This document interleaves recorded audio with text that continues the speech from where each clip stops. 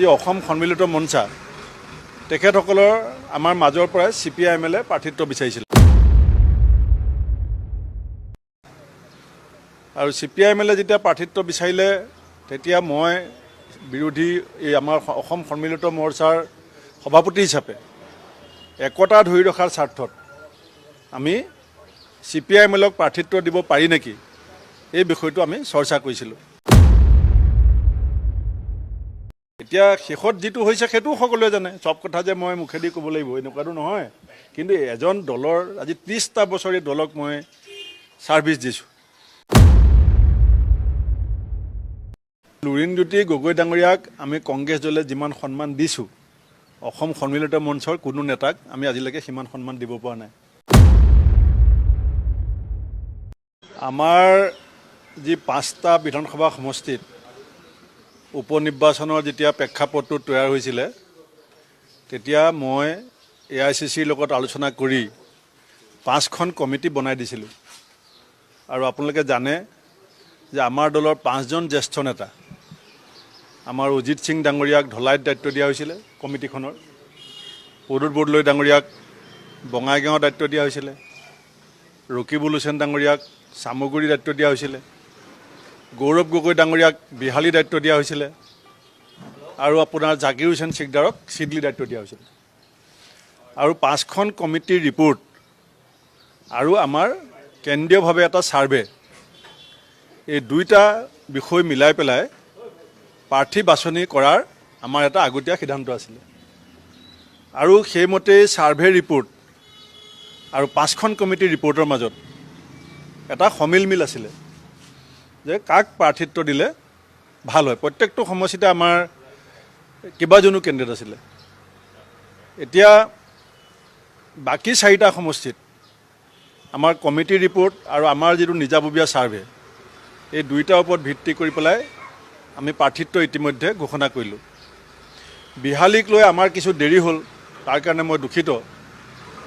বিহালীত আমাৰ এই কাৰণেই দেৰি হ'ল যে আমাৰ বিৰোধী যি অসম সন্মিলিত মঞ্চা তেখেতসকলৰ আমাৰ মাজৰ পৰাই CPI-ML প্ৰাৰ্থিত্ব বিচাৰিছিলে আৰু CPI-ML যেতিয়া প্ৰাৰ্থিত্ব বিচাৰিলে তেতিয়া মই বিৰোধী এই আমাৰ অসম সন্মিলিত মৰ্চাৰ সভাপতি হিচাপে একতা ধৰি ৰখাৰ স্বাৰ্থত আমি CPI-MLক প্ৰাৰ্থিত্ব দিব পাৰি নেকি এই বিষয়টো আমি চৰ্চা কৰিছিলোঁ। কিন্তু বাৰে বাৰে এটা কথা আহিছিলে যে বিবেক দাস ডাঙৰীয়াই আগতে কেইবাবাৰো ইলেকশ্যন খেলিছে, আনকি আমাৰ লগত এলায়েন্সতো ইলেকশ্যন খেলিছে আৰু তাৰ ফলাফল কি আছে আপোনালোকে চবেই সকলোৱে ভালকৈ জানে। আৰু শেষত আমি এটা আজি সিদ্ধান্ত ল'বলগীয়া হ'ল যে শক্তিশালী প্ৰাৰ্থী দিম নে একতাৰ খাতিৰত আমি এজন প্ৰাৰ্থী দিম। আৰু সেইকাৰণে AICCয়ে এটা সিদ্ধান্ত লৈছে, যিটো সিদ্ধান্ত আপোনালোকে জানে। মই আগতেও কৈছিলোঁ যে AICCয়ে যিটো সিদ্ধান্ত ল'ব সেইটো মই দলৰ সভাপতি হিচাপে মানি লোৱাটো মোৰ নীতিগত দায়িত্ব।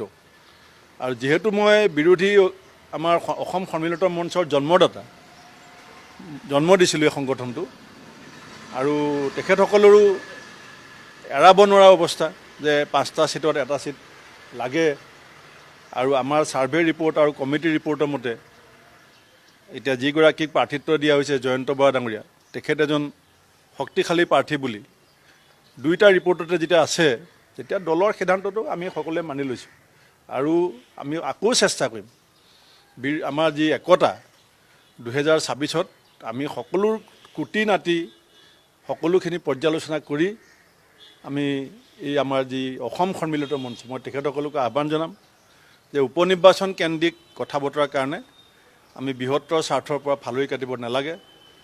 হয় আমি নাই পৰা দিব আৰু নোৱাৰা যুক্তিযুক্ততাও, আনকি আমাৰ যি 5জনীয়া কমিটি আছিলে কমিটিৰ মাজতো এজন সদস্যই এই কথা স্বীকাৰ কৰিছে যে জয়ন্ত বৰা শক্তিশালী প্ৰাৰ্থী। প্ৰথম যিখন কমিটি 5জনীয়া কমিটিৰো এগৰাকী মাননীয় সদস্যই এই জয়ন্ত বৰাকে প্ৰাৰ্থী হ'লে ভাল হ'ব বিজেপিৰ বিৰুদ্ধে যুঁজিবলৈ। সেইকাৰণে আজিৰ তাৰিখত আমাৰ মূল লক্ষ্যটো হৈছে বিজেপিক পৰাভূত কৰা। এতিয়া বিজেপিক পৰাভূত কৰাৰ ক্ষেত্ৰত শক্তিশালী প্ৰাৰ্থী বাছনি কৰিবলৈ যাওঁতে যিটো পৰিস্থিতি হৈছে তাৰ কাৰণে মই বিৰোধী ঐক্যৰো সভাপতি হৈ থাকিলে হয়তো তেওঁলোকে মনত দুখ পাব। সেইকাৰণে মই সাময়িকভাৱে মই মনটো এৰা নাই, কিন্তু পৰিস্থিতিৰ কাৰণত মই কৈছোঁ যে লুৰিণ গগৈ ডাঙৰীয়াক যে আপুনি সকলোকে ধৰি ৰাখক আৰু আমি অকণমান ধৈৰ্য ধৰোঁ। 23 তাৰিখে গোটেই প্ৰক্ৰিয়াটো শেষ হৈ যাব। তাৰপাছত আমি আচল যুঁজখন আৰম্ভ হ'ব। আচল যুঁজখনত যাতে এনেকুৱা শেহলৈকে একো অসুবিধা নহয়, তাৰ কাৰণে আমি আগতীয়াকৈ মই ইতিমধ্যে সভাত প্ৰস্তাৱ দিছিলোঁ যে নৱেম্বৰ ডিচেম্বৰৰ ভিতৰতে আমি 26ৰ ইলেকশ্যনৰ গোটেই ৰণকৌশলটো তৈয়াৰ কৰিম, যাতে আমাৰ এই একতাটো যাতে কোনো ধৰণে কোনো বতাহ বিঘিনিয়ে আমাক অসুবিধা কৰিব নোৱাৰে। CPIMLৰ বিবেক দাস ডাঙৰীয়াক মই বহু দিনৰ আগতে মাতি আনি কৈছিলে মোৰ খেলিবলৈ মন, আপুনি এৰি দিয়ক মই খেলোঁ। তেতিয়াও তেখেতে মোক কৈছিলে যে আমি নেৰোঁ, আৰু সেইকাৰণে যেতিয়া মোকো নেৰোঁ বুলি কৈছিলে তেতিয়া ময়ো পূৰা চেষ্টা কৰিছিলোঁ যে তেখেতসকলক দিওঁ। কিন্তু এতিয়া দল বুলি ক'লেতো অকল সভাপতিয়ে নহয়, দল মানে আমি এটা সকলোৱে আলোচনা বিলোচনা বুজাবুজিৰ মাজত এটা দল পৰিচালিত হয়। সভাপতিজনে মতামত দিয়া অধিকাৰ আছে, লগতে সৰ্বসন্মত হ'ব লাগে, কেতিয়াবা মেজৰিটি কথা আহে। গতিকে সেইখিনি আপোনালোকে নিশ্চয় উপলব্ধি কৰিব পাৰিব, অসমৰ ৰাইজে সকলো দেখি আছে। কিন্তু মই অন্তৰকৰণে বিচাৰোঁ যে বিজেপিক প্ৰতিহত কৰাৰ স্বাৰ্থত আমি কিছু এৰা ধৰাৰ মাজেদি অলপ পৰিস্থিতি বুজি লৈ পেলাই আমি অলপ ধৈৰ্য ধৰিলে সকলোৱে ভাল হ'ব।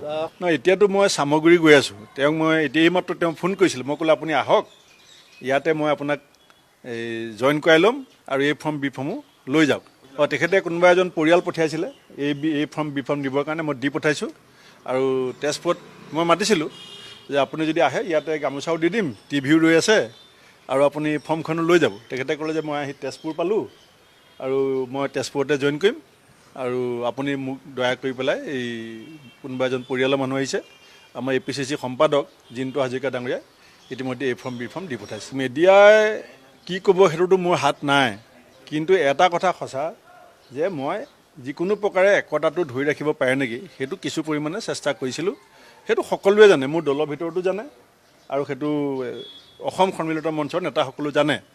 এতিয়া শেষত যিটো হৈছে সেইটোও সকলোৱে জানে। চব কথা যে মই মুখেদি ক'ব লাগিব এনেকুৱাটো নহয়, কিন্তু এজন দলৰ আজি 30টা বছৰ এই দলক মই ছাৰ্ভিচ দিছোঁ।